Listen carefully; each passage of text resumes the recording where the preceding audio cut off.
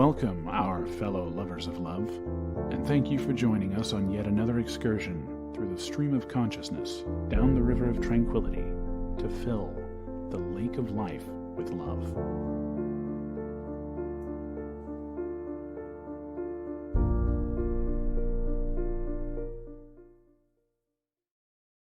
And good evening. Welcome back to another mighty excursion down. It's always we have trouble right before show, and so I get all flustered and I forget what I was going to enter the show. I should just read what was written. Welcome to Late Night Love, the show that explores the most fascinating topics and events. Well, we don't explore events. That's not even great. I suppose I should have corrected the AI this week. Yeah, I was in a hurry. I slept all day today. I know you needed to rest. Apparently, I was tired. But anyway, what is true is in this episode, we're celebrating the month of May, variety of fun facts. And apparently, Lovey's coming up with some trivia because we put it on the thing, even though we didn't really. Well, we have the most important national event, my birthday, in the month of May. So there's some fun trivia right there. It's my birthday month. And so that we'll deal with next week. Hey, wait, isn't your present on a Saturday night? Yes, it is. So we're going to have to schedule a Saturday night off. I actually get a Saturday night off. Next Saturday, we won't be here. Unless I want to do I have to find a sub-host. We can do a substitute hostess. If you want to. See if I can drag my daughter or something. Anyway, we'll think about it. So we may not be here next week. We may actually miss the show. Because Lubby will be out. Actually, it's technically your birthday present, your Christmas present. But it's the timing falling around my birthday. The timing of that couldn't have actually worked out better. Really, I know. You get it on Christmas, and then you get to experience it on your birthday. I know, right? I'm stoked. Joe Coy, he's my favorite comedian. So that's what's going on in the month of May around here. So what's going around the month of May and the rest of the... Well, May 1st is May Day. And I think everybody is familiar with the maypole dance. Pole dancers. The young maidens circle the decorating pole, weaving ribbons in patterns. Okay, this is also celebrated in Latin America. All right. What else is in May? We've also have the Star Wars Day. May the 4th be with you and all that. We're talking about May Day right now. I know, but we're going to come back to it real quick. I just wanted to talk about we're going to talk about Cinco de Mayo, and then we're going to end up with something about the Kentucky Derby. I was just hitting the highlights. Oh, gotcha. And so now we can come down, and we're going to talk about. See, we actually just got all screwed up because I got all screwed up today. I should probably actually do a proper show rundown, and then we wouldn't have these problems. There's a lot of problems that end up looking in the person in the mirror, and I hate when that happens. So, yeah, but your hair looks great. Does it? Yeah, they probably can't tell. It doesn't. It's not his best day because I spent all day in bed. I literally just brushed it 5 minutes before the show. It's the first time I touched it today. Killing me over here. I use like 5 different products. But I was sleeping all day. It is what it is. All right, so now we're going to go on to this. Let's get on to your trivia about it. We're going to call it trivia about May Day. I'm calling it trivia because that's what it is now. Okay, well, we're on fact number 2. Yeah, because we did the pole dancers. The pole is thought to be not so subtly represent the masculine, while the decorations of flower wreaths and ribbons are thought to symbolize the feminine. I think people might be thinking too much into it, but okay. The celebration of fertility and abundance leads to a couple disappearing in the fields for a roll in the hay. And it was once banned. Persecution of May Day festivities began as early as the 1600s, and in 1640, the church ruled against the debauchery. Wow, see, now you're getting my problem before you just start reading stuff. All right, yeah, so fun. It was banned. Some believe that May Day was the last chance for fairies to travel to Earth. Okay. Facial treatments. Tradition dictates that washing the face in the dew for May Day morning beautifies the skin. Okay, so there you go. Everybody out, go rub your hands in your lawn and wash your face. Yes. Apparently, there used to be a tradition of May baskets, May Day baskets. Small baskets of sweets, and flowers would be left anonymously on doorsteps to neighbors. Huh. In Italy, May Day is regarded as the happiest day of the year. Okay, then. Since 1928, May Day in Hawaii has been known as Lei Day, a spring celebration that embraces Hawaiian culture, particularly the lei. Okay. The international distress signal, May Day, has nothing to do with the 1st of May. It derives from the French Venez m'aider, meaning come help me. Okay, so unsurprisingly, May Day has nothing to do with May Day. They're two completely different May Days. Apparently, May Day is seeped with a lot of interesting, it means different things in different cultures. Yeah. Yeah, you can get to the worker communist version of May Day. There's that one too, so don't forget that. Sorry, I'm getting spammed over here with ads. Yeah, I know. They always do when you open up those articles. So from May Day to May the 4th be with you. Well, then we have 3 days later, May the 4th. Yoda was almost played by a monkey. And it's May the 4th is Star Wars Day. May the 4th be with you. Yeah, it's Nerd Day, essentially, is what it is. But Yoda was almost played by a monkey, so there's some bit of trivia right there. Ewok is never actually said in the original trilogy. Huh.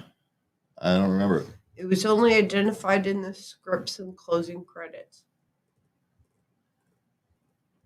Yeah, the Return of the Jedi had a vastly different ending to begin. And in the other version, he turns to the dark side. He becomes Vader, which is strange. No way, dude. It'd be a vastly different movie. Depending on the movie, Yoda has a different number of toes. Well, he lost one at some point. Oh. Well, no, he gained one because the Phantom Menace was before The Empire Strikes Back and Return of the Jedi, so he gained a toe somewhere. Yeah. But in production, it went the other way. So anyway, just a weird production error. Okay. Star Wars in 2001: A Space Odyssey had the same production crew. That's not as surprising as you might think it is. So, E.T. was in the Phantom Menace. The race of E.T. E.T. phone home. Interesting.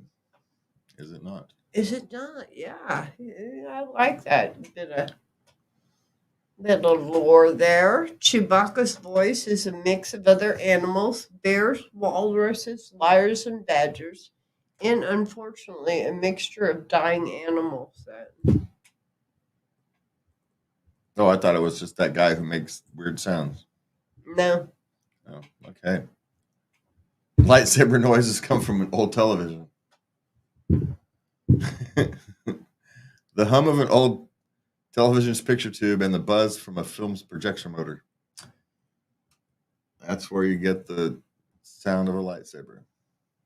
Practical effects right there.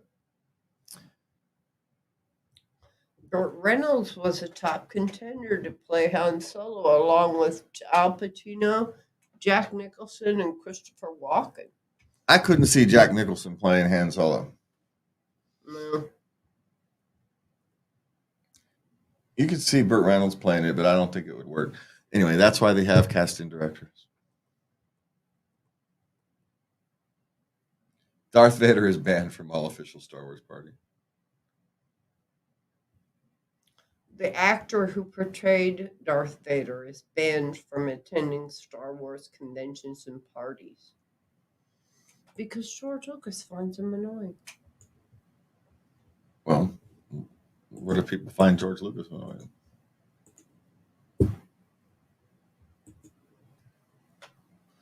I don't know what he handing that movie over to whoever wrote those last ones. Lucas should be banned from Star Wars. Anyway, those last 3 movies were awful. I refuse to see them. So, well, I watched the original 6, and that's it. I wanted to be fair because if they were standalone movies, they weren't tied to the other Star Wars things, they'd be perfectly fine. All right, they're a little shallow, but what action movie isn't shallow? The thing was, now we've gone into Star Wars. The thing is, Star Wars aren't action movies; they're dramas, and I think people forget that. You know, there's like 7 minutes of action in Star Wars, right?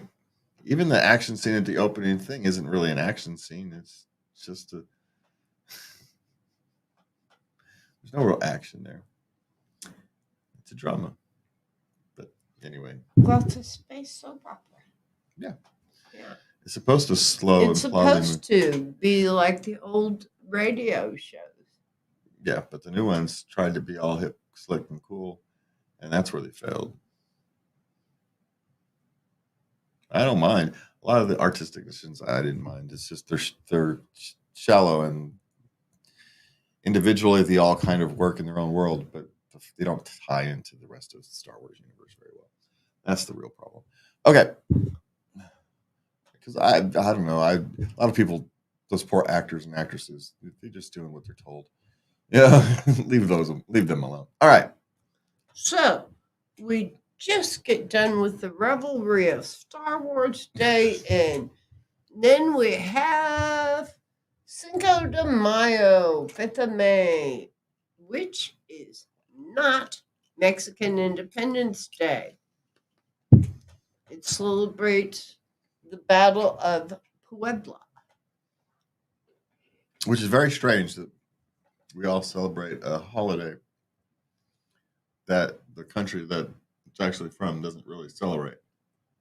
No, they don't. It's not a national holiday in Mexico.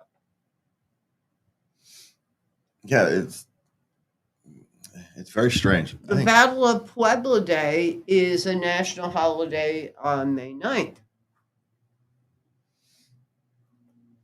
It's just very weird.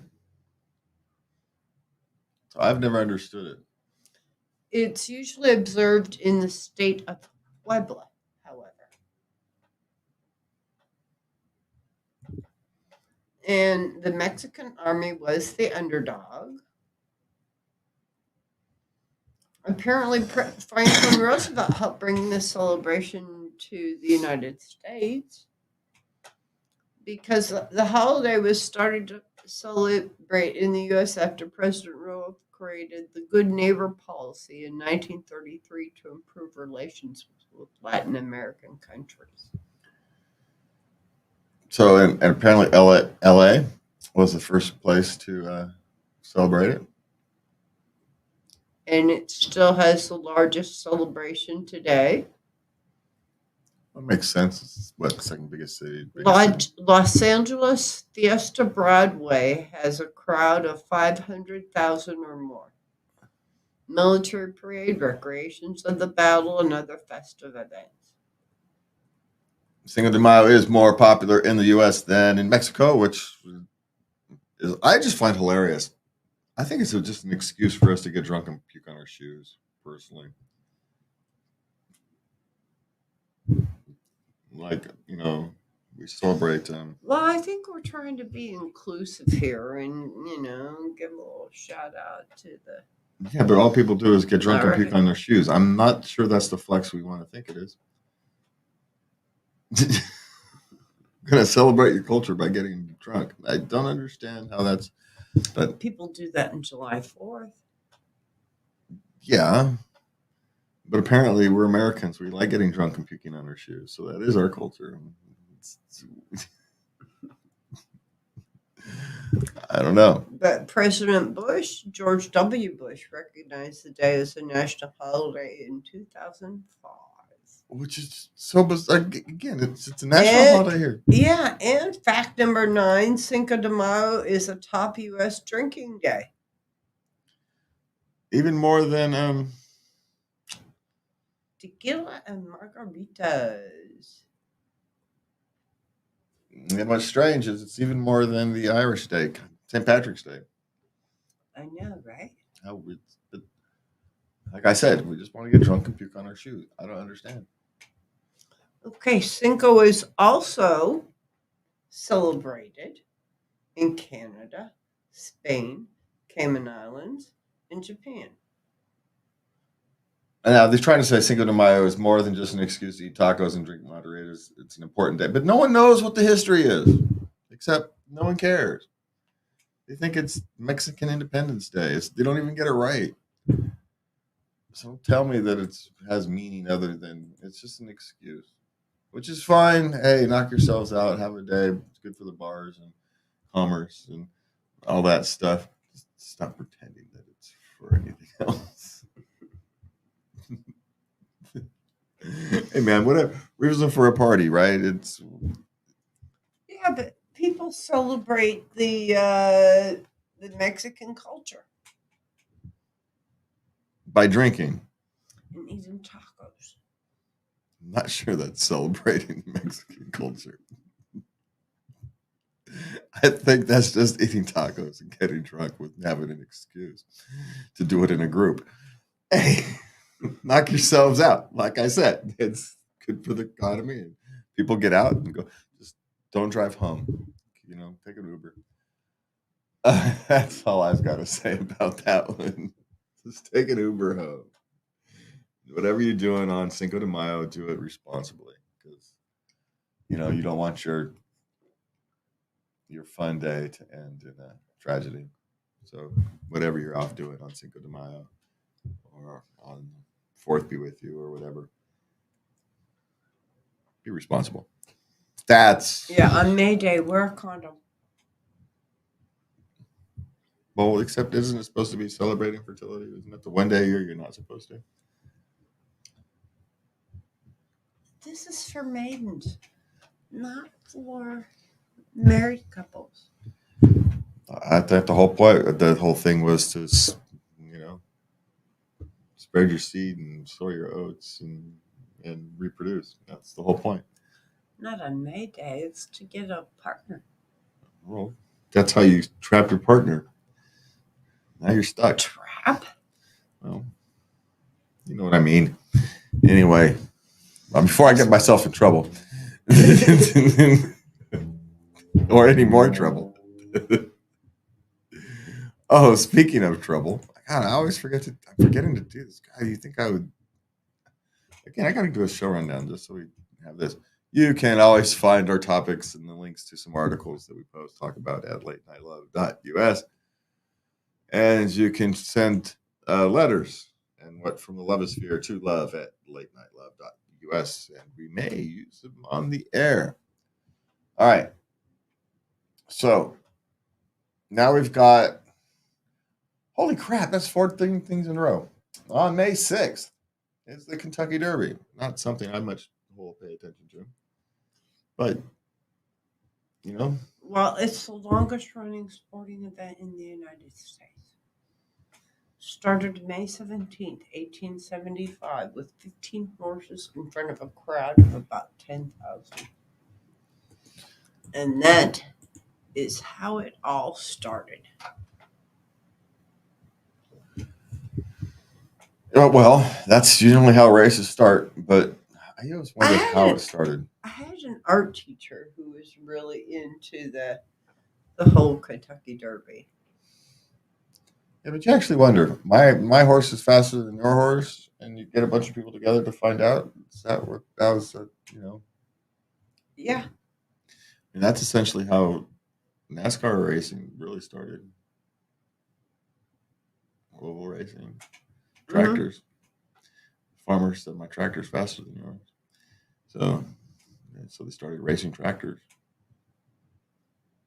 Next thing you know, you've got NASCAR and Indy cars, and anyway, all right. The trophy is made of real gold. Holy crap, that would be heavy. It only weighs 3.5 pounds. Wait, how can real gold be 22 inches? It must be hollow. It's perched on a jade base. There's no way something that's 22 inches tall can only weigh 3.5 pounds if it's not hollow. Okay. 3.5 pounds of gold is a lot of gold. By the way, Yeah, it is. the official drink of the Kentucky Derby is Derby is the mint julep. the hell is a mint julep? I don't know. I never had one. I don't know, but they need 11,000 pounds, 1,000 pounds of fresh mint to meet the demand. It's a lot of mint It's a lot of mint. because mint's not like heavy.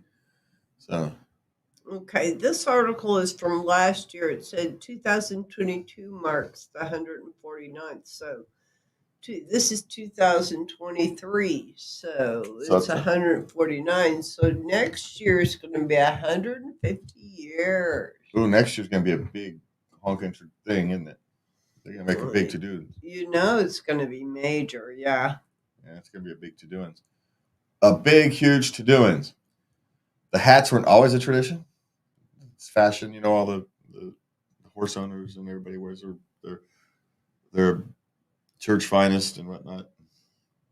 It's a new church wear or whatever. So that Yeah, it didn't become popular, the hats, until the mid 60s when the event began to be televised. of course I watched it, I think I met last year, part of the entrance last year. And it's hilarious. You've got these owners and their families, right? And you've got these women all dressed in these fineries walking down on the track in this muddy track. Why? People are silly. Well, they want to be seen on TV. Okay, the interesting thing about TV cameras is you can put them anywhere.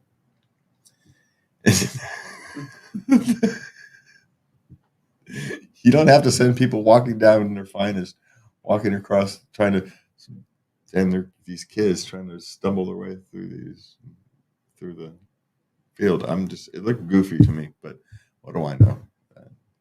It's part of the charm of the Kentucky Derby. Hey, clearly, if they like it, they should knock themselves out. I'm going to end up being old man yells at sports here, and I try not to do that.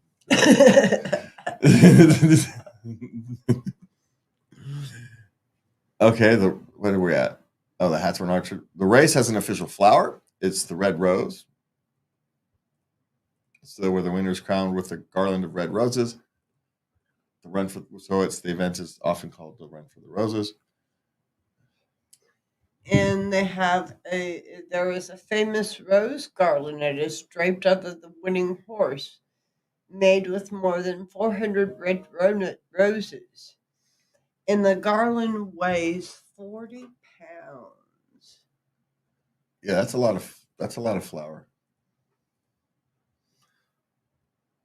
Well, and silk probably weighs as much as the flowers do. All right. It's called the most exciting 2 minutes in sports because the actual race only lasts about 2 minutes, unlike the final 2 minutes in most sports, which last about half an hour. And this one actually takes forever to get to the race, and then the race is over quickly. The Derby's first winner was named, was it Aristides? Aristides. Aristides? Oh, see, there you go. I need my glasses. A chestnut thoroughbred named Aristides was the winner of the very first Kentucky Derby in 1875. 2 minutes and 37 seconds. So they have been timing these horses for 158 years now, soon to be 159. That's a lot of statistics. Yeah. Only 3-year-old horses can compete. That's it. You have to be 3 years old. And they can only compete once. The Derby has been postponed twice. 1945 till World War II, and again in 2020 because of COVID. The COVID pen. All right. The Derby is connected to Lewis and Clark. Really? Yes. It was started in 1946 by Lewis and Clark Jr., the grandson of William Clark. Lewis Clark had seen the Epsom Derby in England and wanted to bring the tradition to the United States. Okay. So loosely connected, but connected nonetheless. Like 7 degrees. Hey, next thing you know, Kevin Bacon's going to show up. Right, everything's connected to Kevin Bacon somehow, right? Wasn't that the thing? Yeah. Didn't he pass away? No. Okay. No, he's our age. Well, it doesn't mean he didn't pass away. That's true.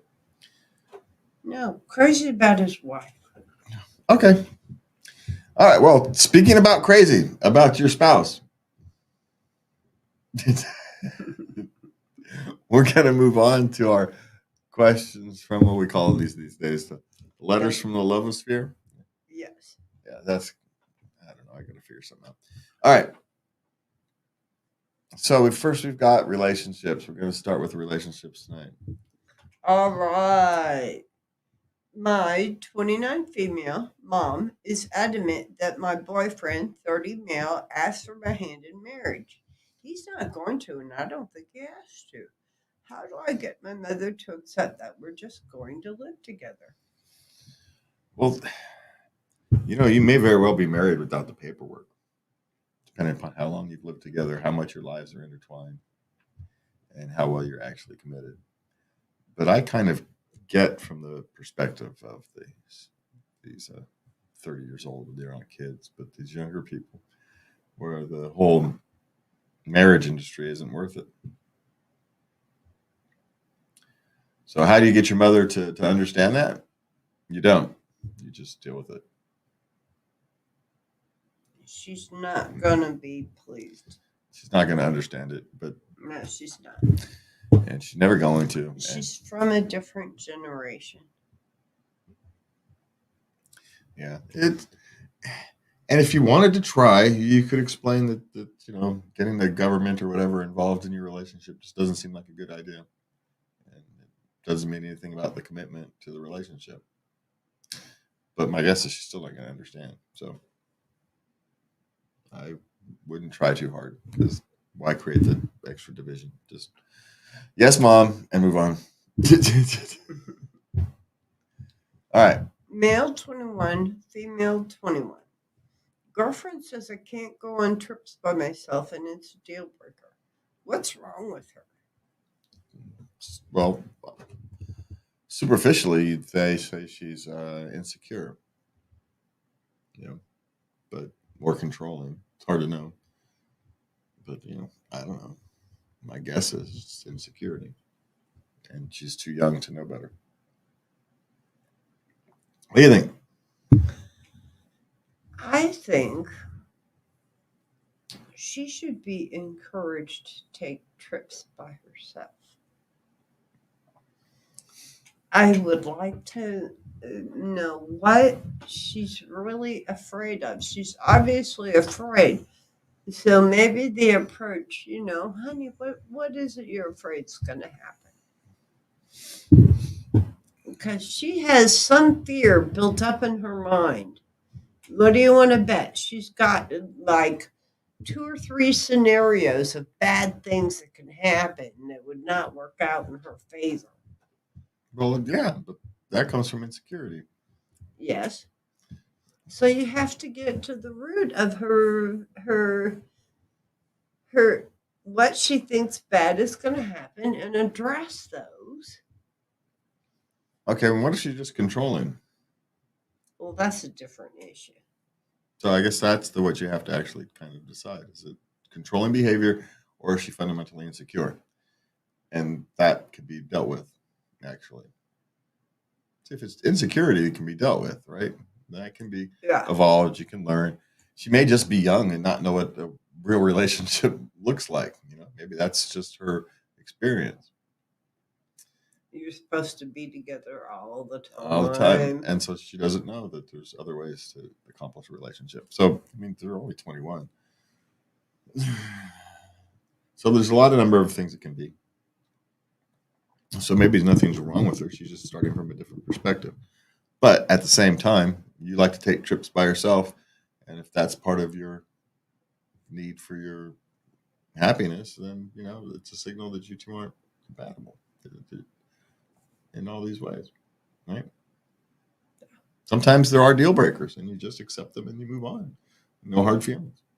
It just is what it is. Or maybe not. It's hard to say with that little information. Okay, what's next? I, 27 female, want to break up with my boyfriend, 26 male. I can't take his flirting with other women anymore. How do I do this? I say be brutally honest. Yeah, it just you guys aren't. Your relationship isn't connecting. You don't see that it's going to change. You don't want to ask him to change that he's fundamentally, if that's something he fundamentally is, it's part of his nature and he can't help it. But you can't deal with it, so it's time to move on. You could even go on this one. You could even go, it's not you, it's me. You could even go that route. I can't deal with that. It's okay. Make it you and just move on. Relationships end. They have their course. Not all of them are destined to be lifetime commitments. Heavens. So, that's called a personality difference. And it's either a personality difference or he's not respecting your relationship. And either way, it's perfectly reasonable to want to break up, and you just do it. There's no easy way to do it. You're looking for an easy way to break up. It's not easy. So you just have to do it.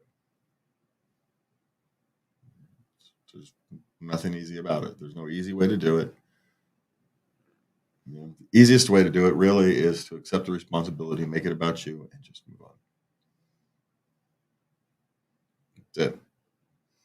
That way you don't have the big, huge kerfluffle. There's no fight. You accept responsibility for the ending of the relationship and just move on. But I still think he needs to know it's because he flirts. He knows. They've talked about it before, I'll guarantee you. Some things don't need to be said again. Just saying. If she wants the easy way out, that's So anyway, you've got a couple options. Pick the one that works for you. For me, it's just easiest to accept responsibility and move on. No.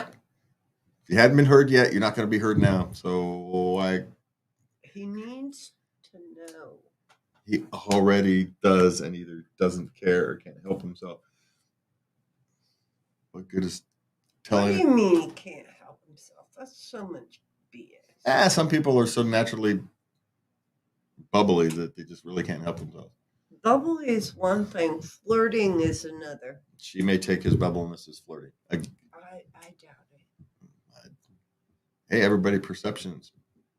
Like I'm saying, it's fundamental. Just move on. Okay. You're not going to get the satisfaction you're looking for. So, just not. Okay, last one on the relationships issue. All right, 22 female. Asked my partner, 23 male, to move out more times than I can count, and it feels like we're in a rinse and repeat cycle. How do I get him to leave? Well, it depends on things like, your lease arrangement. You may have to leave. If you're the one who, might have a perfectly legal right to stay in the place he's, on the lease and he's paying for it. Now, maybe he should morally leave, but you also have to have a place to go. You can't just tell someone to leave if they have no place to go. This is why when you enter relationships, you have a plan, your exit strategy. Your exit strategy can't be them doing what I want them to do. Your exit strategy has to be, I have an exit strategy. I just bugged in the middle of the night, dude. So, yeah, that's called an exit strategy. I have a very simple slip out the back, Jack. It's just, you may have to be the one to leave. He may not have to legally leave because it might be his apartment too. Set yourself free. You may have 4 months left on your lease or something. And what are you going to do about that? These are the issues that you're not dealing with. We don't know. Maybe not. Maybe he's living in her apartment. She just needs to call the sheriff. Get this fucker out of here. I don't know. Yeah. Yeah, legal steps is one thing. You could. Yeah. But if you're going to take legal steps, you have to have the legal leg to stand on. Yeah. So there's that. All right. So my suggestion is to create your own exit plan and don't depend on them to do what you want them to do. So, okay. Yeah. Okay, now we have parenting. Woohoo. Does it piss anyone else off when someone offers your baby food without asking first? I can't imagine offering a child food other than my grandchildren food without asking the parents first. I can't imagine. I suppose it depends how young you're talking. If it's a baby, Well, a baby, no. But babies drink bottles. So I don't know. I just don't understand how often this is do happening. people give ice cream or pudding or? God, never bothered me. But getting at a certain age doesn't bother me. They may not want their child. They may want their child only to have breast milk for a full year. I know. So what I'm saying is it depends on how. Some mothers' children is 20 years old and they're still babies. So all I'm saying, it depends. We might be talking about a 4-year-old kid, and why are they offering my baby a snack? Because your child is 4 and can say yes or no. And even if he has an allergy, he's at the age where he knows what his allergies are. And that's actually the biggest issue. Is allergies. And so that's why you really don't want to do that. But as me as a parent and whose children didn't have allergies, it didn't bother me. So now the reason you don't do it is because of allergies, and child may not know all of their allergies and whatnot. And even though it's rare, it's often enough that it's an issue. So be careful. And you do want to ask first because, again, allergies. But does it never piss me off? No, but it never really happened where someone was trying to feed my baby food. So, and I raised 5 kids. So it's never happened. Not as babies, as toddlers and whatnot, maybe. But anyway, all right. I don't know. Maybe hang around different people. Okay, what's next? What am I supposed to say once I've given birth and the baby is placed on me? I'm afraid I'm going to say something stupid. Well, dear, you utter what's in your heart. I said hello. I greeted my child. I'm just going to say the only person that's going to care what you say is you. Doctors and nurses and everybody else in the room is busy doing other things. The baby's not going to have a single memory to it. So the only you could say complete gibberish, and it won't make a damn bit of difference except to you. Yeah, I'm not saying that makes her. It matters to her. Yes, So it does. so that means it matters. Yes. I'm not dismissing that it doesn't matter. I'm just saying it's only going to matter to her. So at worst, if you flub it, you're the only person who's going to He's right. Everybody is very busy. I didn't have a lot to say. I was too busy looking at my child. I was fascinated. know. Yeah, maybe the suggestion is you don't need to say anything. Just experience the moment. And- It's overwhelming. It It's is. overwhelming. You're flooded with hormones. Your body is just going haywire. Yeah. So my suggestion is don't overthink it. Don't worry about it. What your plan is to say nothing. And if something swells up and you feel the need to say it, say it. It won't be wrong. And you know what? Aside from that initial hi, honey, I don't remember what I said. So there you go. And I did it 3 times. So I understand I kind of, on the human level, I understand the desire that she's someone who overthinks things. But so the plan would be to say nothing, and whatever comes out can't be a mess up because it'll just be from whatever you're feeling at the moment. So, okay. Okay, my 2.5-year-old son has basically stopped eating anything but mac and cheese, fruit, and crackers. What do I do? First, let's be clear that kind of thing is perfectly normal at a 2.5. It is. It's perfectly normal. They get McNuggets, nuggets, ketchup, and hot dogs or something. They at 2.5 they focus on one thing. In 3 months it'll change. Don't worry so much about it. It will. It will. It'll change. They get like part of it. What you do is just you still go ahead and introduce other foods as an option. You put it on the plate, and you can try it if you want to. Yep. You don't have to. Small portions so you don't waste small food. portion, yeah. And you just keep offering, and one day they'll be curious, and there you go, and it'll just happen. One day other kids will be eating stuff and they'll eat it. But I do like the fact that, hey, he's still eating fruit. He is. He's eating fruit. So feed him the fruit. There you go. It's like most kids at that, they're eating, chips and McNuggets. So at least your son is eating fruit. So be happy for that. Yes. Yeah, and it'll pass. Okay. My almost 7-year-old son only wants to play Minecraft or watch YouTube. How do I get him to be more active? Okay, this is going to be a tough one, but I want you to listen carefully. Find something he's interested in and encourage it. You can't just tell a 7-year-old to go off and do something, go be more active. You've got to give him something he's interested in. Soccer, basketball, whatever. I mean, at 7, I don't know if you can remember what you can do at 7. Soccer is pretty with the thing. But find what he's interested in and have him do that. If you want him Baseball.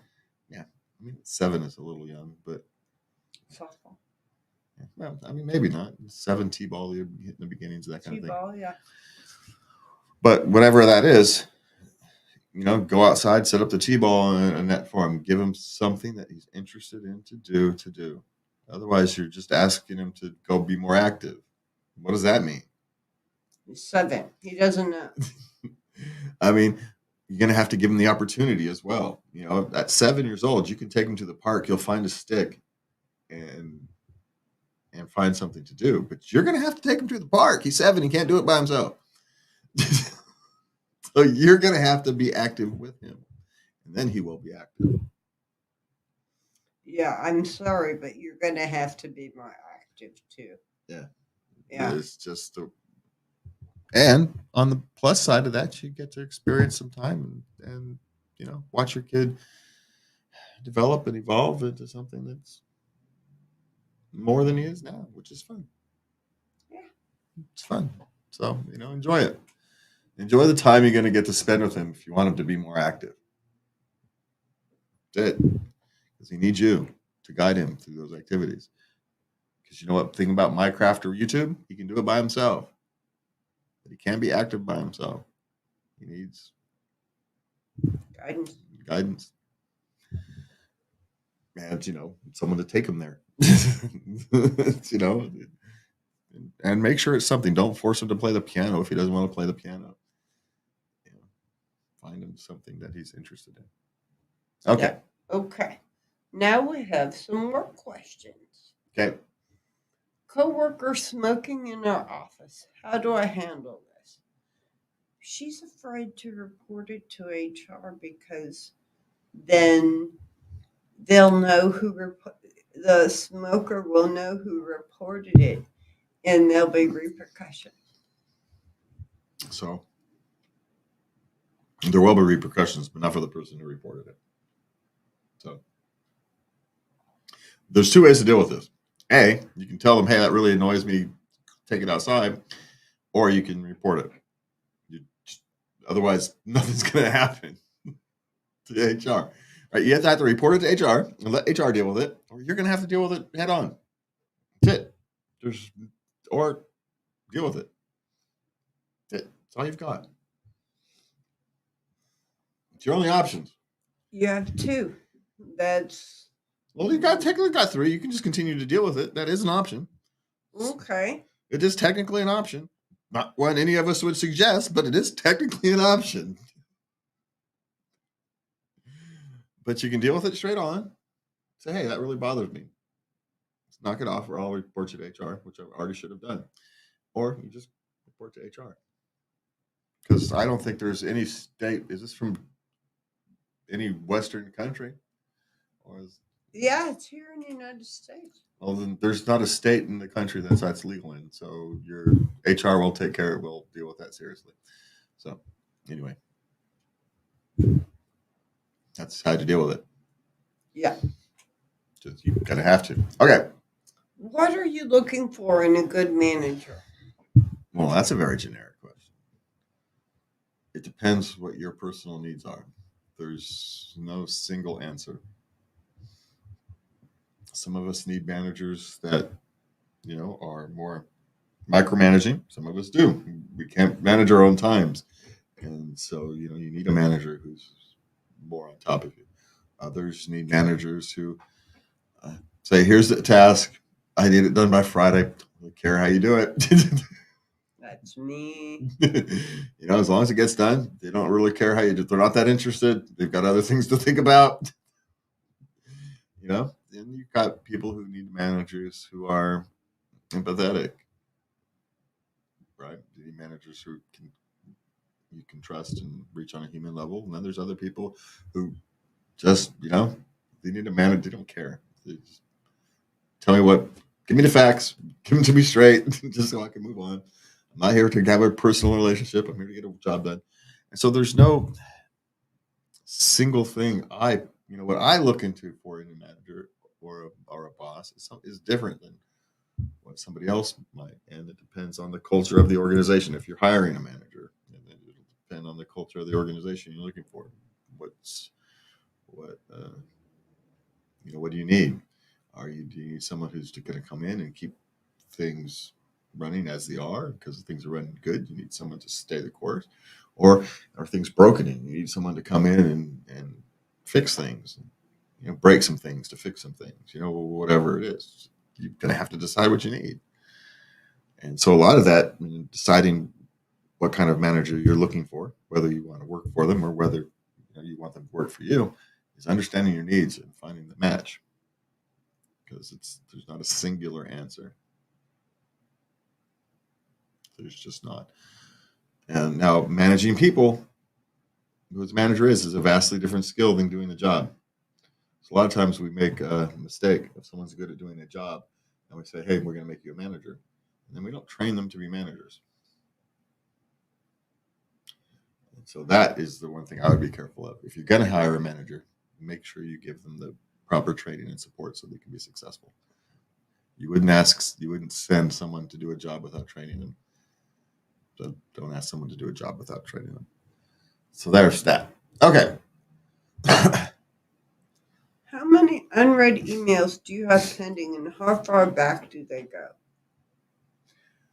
I'm actually fairly good at my emails. I can look and see at the moment what 30, 30, 30, 30. So depending upon the email box, apparently I have about 30 in each various email boxes. It depends on my email box, what I'm doing, what the unread emails are. A lot of them are just notifications that I don't actually have to open. I can see by what it is, by the title, because they're automated notifications. So I just don't open them. So, and most of my email nowadays is spam anyway, so they all go unopened until I delete them. So, how many emails that need to be dealt with that go unopened? Not many, because that's not responsible. It does happen, though. Stuff gets missed, and that's the real problem with all those: is something important gets missed, and that's the danger of all those unread emails. So sit down, spend 2 hours a week, and clean up your email boxes. And then once they're cleaned up, it only takes 15 minutes a week. So do that. That's something to put on our to-do lists. All right. What are my options besides quitting? I've been struggling with depression. Okay. First does your office have an employee assistance program of some form where you can reach out? Many places offer, it's a limited number of sessions, but they do offer counseling. But they also have, your medical insurance may have counseling. And if you don't have any of those things, there are counseling on the internet now that's, sliding scale. So if you can't afford it, that you can get it for free. They have apps for that. We've talked about mental health hotline. You can go there, mentalhealthhotline.org. Do I even have that up still? I do. Look at that. See how smart we are? mentalhealthhotline.org. It's 1-866-903-3787. So you can call and they can get you set up with some resources, because before you quit, depression tells you lies is what happens. And the solution isn't to make your life worse. Maybe you need a vacation. Maybe you need hey, I need a couple weeks vacation to go get my head right. Okay, but you don't need to quit. Right? This is a medical issue, so you can deal with it as a medical issue. Don't do anything drastic unless the cause of your depression is actually work, but they weren't phrasing it like that. No. So just reach out for what that sign is. It's telling you it's time to reach out for help. That's what that's telling you. It's a big, huge, flashing red sign telling you it's time to reach out for help. And you know it because you did. You're hoping for a magic answer, and there isn't one. But the answer starts with reaching out for help. To someplace other than Reddit. Yeah. Professional help. I mean, Reddit's great for slapping you in the face and say, why are you here? Call someone professional. That's what we're doing, right? You knew enough that you needed to reach out, but you just didn't know where to reach out. So now we're telling you, thank you for reaching out. We appreciate it. Now reach out to a professional, because they're the ones who can help you. Depression isn't to be messed with. Okay, let's go move to something a little more fun. Sex questions. How do I introduce my boyfriend to kinky sex? What should I say? Well, you could have a conversation, very simple. So have you ever done anything kinky or thought about it? Okay, one, you have to be freaking clear what you mean. I believe in being open. Yes, I know, but you have to be clear. You can't say kinky sex. That can mean anything. Your version of kinky sex is a vastly different version than his. So okay, so you have to be more specific. You have to actually be clear And 2, you're talking to a guy. It's not as difficult as you think. So, like, are you into pee play, or you just want a spanking, or Do you want to dress what's up as a that? furry? Who knows? Whatever. What you have to be a little more specific. You're going to have to tell them exactly what you want. So basically, you're going to have to know exactly where you want to explore. And you're going to have to be specific. But in terms of easy, it's easy. Say, hey, I've been thinking about this. What do you think? And he'll tell you. Don't make it any more complicated. The worst thing you want to do is sit down and make it like a formal conversation, because he's going to think he did something wrong. He's going to get in the whole mindset. So just smack him in the face with it out of the blue. It's the best way to deal with it. Trust me. Because if you try and make it a serious conversation out of it, it's going to get all sideways in his head before you start. So just be clear. Remember, men and women are different. Simple, clear instructions. Tell us what you need, and we can fix it. But you have to be clear. And don't scare us before it happens. Y'all take the same y'all take the same tone to if we, I don't know, did something, forgot your birthday or something, as you want to talk about having kinky sex. You approach it the same way. You sit down, you got to have you kind of ease into we're thinking we did something wrong, man. What do we do? What? Just tell me what we did. Just shoot me. Just tell me what you're mad about now. So just be short, straight, and to the point. Men prefer that. Oh, that would Now, approaching it with a woman, your eyes were correct. If your partner is a woman and you have to take a vastly different approach. But with men, simple, clear, and direct. Get it over and done with, and it's the best way. You don't have to wait for the right moment, because he's a man. Any moment's a freaking right moment to talk about sex. Almost any moment. There are times, but easiest conversation in the world, really. This conversation is hard for you, not for him. He may not be into it, but that's a different thing. Okay. straight women. Wait, not attracted to male. A straight woman, not attracted to male body part, but aroused by boobs. What am I? A woman who's aroused by boobs. Boobs are nice. What's wrong with being aroused by boobs? Yeah, you're straight. But boobs are fun. What's visually appealing and what you want to take to your bed can be two different things. It's not all that unusual. Are your urges to have relations with women? Maybe you're bi. Or maybe the male penis is just not an attractive thing. So it's not all that surprising that you're not turned on by it. If I had to look at boobs or there's a reason we call it junk,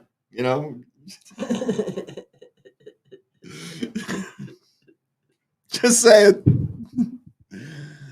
So you're just human. That's what you are. You're human. So it's fine. It's perfectly fine to be human. Perfectly fine to find boobs attractive, but still only want to sleep with men. It doesn't make you anything but you. That's it. That's all it makes. Okay. Okay. Is casual sex worthwhile? Well, it was for a while. I mean, it is. It has its place. It depends. Again, it depends how you define worthwhile. I mean, is it fun? Sure. Is it emotionally empty? Sure.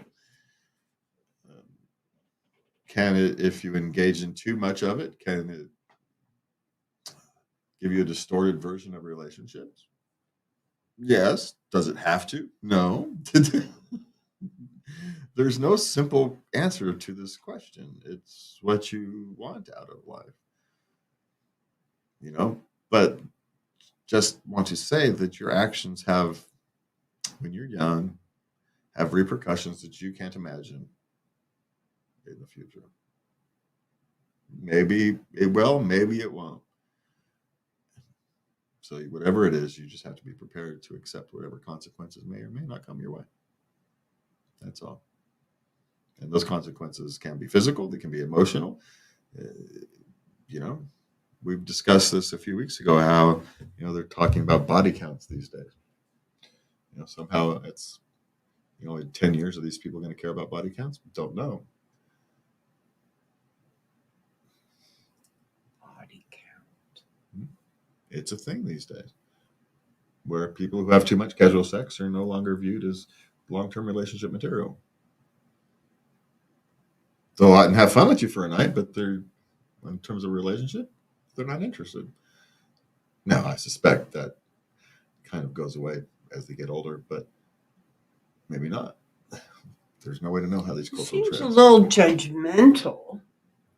Well, yeah. Have you seen the world today? The world's judgmental of everything. It's not that unusual for, the reaction to. You get the two things. You've got this vast sexual expression and freedom that's kind of exploded. You're going to have a reaction. Every action has an equal and opposite reaction. So all I'm saying is understand that there may or may not be consequences to your actions later on, and you have to accept them now, whatever they may be. And which path do you want to take? Which risks do you want to use? I'm not going to judge you by it, but the rest of the world is not me. So there's that. I don't have a problem with people sowing their wild oats.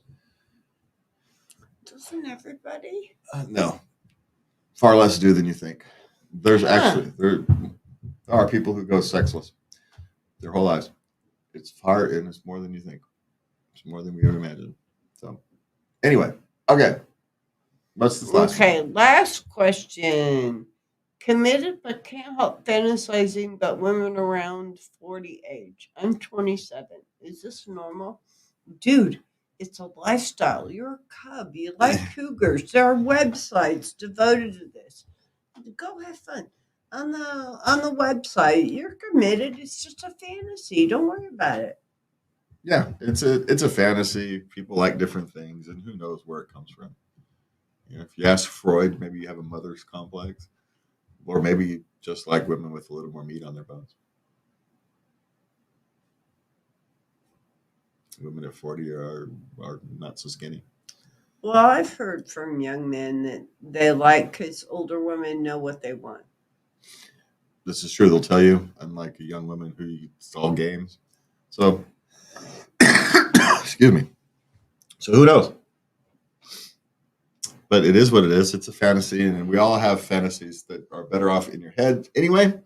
So it's all fine. Fantasies are perfect in your head. Yeah. The real world doesn't get in the way. Yeah. Yeah. Keep the real world out of your fantasies. No repercussions. No, except occasionally I get in trouble for things that happen in your sleep. So I don't know how that works, but Well, you were very inconsiderate the other night, and I didn't say anything. what did I do? Well, I was in trouble, and you weren't there to help me. I was probably sleeping. No, you were gone. I kept trying to find you, and I couldn't find you. It pissed me off. In your dream, right? Yes. Yeah. See, I don't do something. I even get in trouble when I don't do something in your dreams. Good Lord. I'm never going to win. But that's another thing. Don't try to win, and your relationship will be much better off. All right, that's it for us tonight. We want to thank you for joining us. We will see you. Oh, we may not see you next week. That got here fast. We won't. We may or may not. I may see you next week. Lubby will be at I will be at a Joe Coy comedy show. So if you happen to be here in Sacramento and at the Joe Coy Comedy Show, keep your eyes peeled. Say hi. Wave hi. Say hi. Yeah, it may happen. You never know. All right, with that, we are out of here. Thank you, and please remember to love everybody. Good night. If I can find the right button, where's my buttons? I've been having more trouble with these buttons these last couple of weeks. Now I've got them, but now I've got to redo the ending. So because we just completely flubbed everything. Okay, here we go. We're going to do it again. We got to do the ending. Well, thank you for watching. We'll see you. I'll see you next week. Lovey, we'll see you in 2 weeks. And with that, of everybody.